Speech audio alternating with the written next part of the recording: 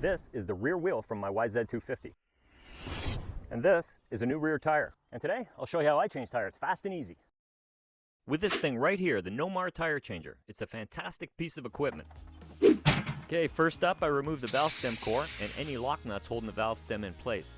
Then I go for the rim lock, remove the nut holding that in place. Then I start breaking the tire bead. A few hits on either side of the tire, work your way around. Easy as that, job done.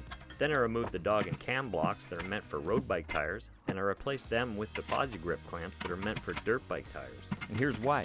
You can see how these spools grab the bottom edge of the rim, and this cutaway allows the rim to lay flat without the extra width of the tire getting in the way. Then, once it's locked in and buckled up, we're rock solid and ready to go.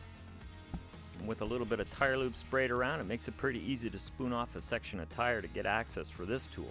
The plastic head on this pry bar is a great design because it's super easy to wedge into place, and dropping that center pin into the axle hole makes a perfect pivot point to peel off the tire. And then I can just pull out the inner tube, no problem at all. And here you can see how easy it is to grab the bottom edge of the tire using the same method. Then it's pinned down, lube it up, and start peeling. No stress, no damage, it's a piece of cake. The tire just falls off. Now this rim is a bit grimy, so I unclamp it for a quick soapy scrub. I also remove that rim liner and see if I can get underneath it and clean those spoke heads too.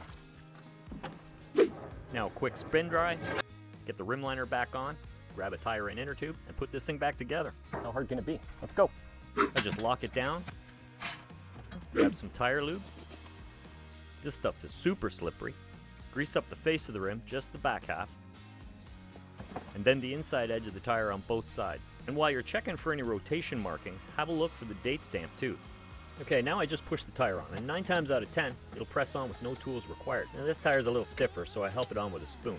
Just like that. Okay, the inner tube, here we go. Take off the cap, there's a couple lock nuts, there's a washer. What do? Leave one on, leave them both on? We'll talk about that a little later. It's a good idea to powder up the inner tube. It just makes it easier to stuff it in the tire.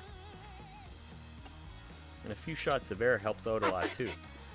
Then I thread on a lock nut so the valve stem doesn't fall back inside.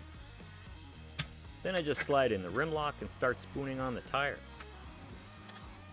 And the key here is pushing the tire down into the drop center of the rim as I lever the tire on. And then it just pops into place easily. There's really nothing to it. After that, I just fill it with air and set the bead. Quick check to make sure it's lined up and set evenly. And then I install the nut on the rim lock. Then I use my tire gauge to set the pressure. And now this. When it comes to locking down the valve stem, that's a very controversial subject. Some guys will run with just a cap, and that's it. No lock nut, like this. Some guys will run with a cap and 1 lock nut, like this. Some guys will run with a cap and 2 lock nuts, like this. Some guys will run with a cap and 2 lock nuts, but 1 lock nut inside the rim, 1 lock nut outside the rim, locking the valve stem into the rim. And I've seen professional motocrossers run with just the cap and a single lock nut, but the lock nut's backed up to the cap off of the rim. So I don't know, let me know what you do and the reasons why. Anyway, time to put the wheel back on your bike and go for a ride. But if your bike's not running too good, maybe check out this video right here. It'll show you how to fix your carb, up close, in detail. Because remember, the next time your bike needs fixing, you can always try and learn to do it yourself. All right, I got stuff to do. See ya.